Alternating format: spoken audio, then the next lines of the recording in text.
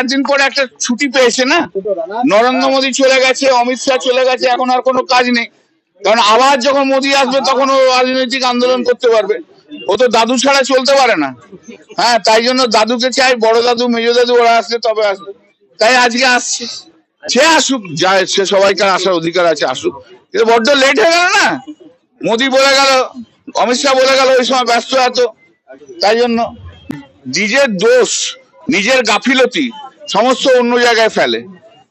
যদি বাংলাদেশ থেকে আসে, তা চলে আসে, তাহলে কার ফল্ট? বিএসএফ এর ফল্ট। তুমি বিএসএফ কে কাজ করাতে পারছো না কেন? That's your great fault. BSF কেন কাজ করতে পারছে না? তা তোমাদের কিসের ইন্টারেস্ট আছে? তুমি বিএসএফ কে দিয়ে কাজ করাচ্ছ না। পাহেলগাঁয়ে যে ইনসিডেন্ট হয়েছে, সেই ইনসিডেন্টের দোষ তো নরেন্দ্র মোদী এবং অমিত শাহ। অমিত শাহ কোন রকম আজকে কোনো ইন্টেলিজেন্স রিপোর্ট ছিল না, ছেড়ে গেল নাকি?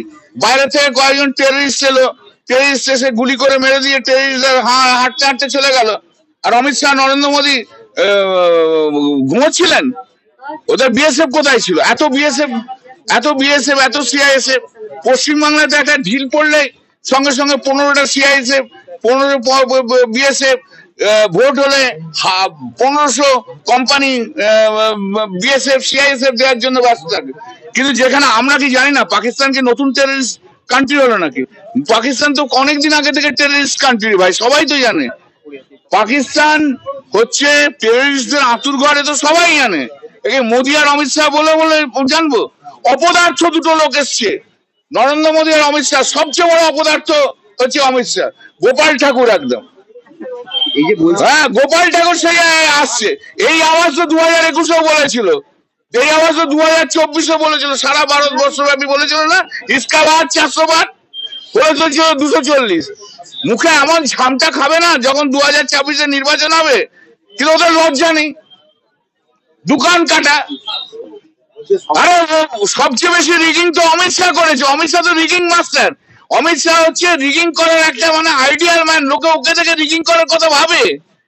গুজরাটে কম রিগিং করেছে, ও তো রিগিং মাস্টার জেনারেল। ও এখন আবার সততার কথা বলছে। ওর কাজ ছিল দিনের পর দিন শুধু লয়ার্সের চেম্বারে বসে থাকার, বেল নেবো, এই নেবো, অমুক নেবো, তমুক নেবো।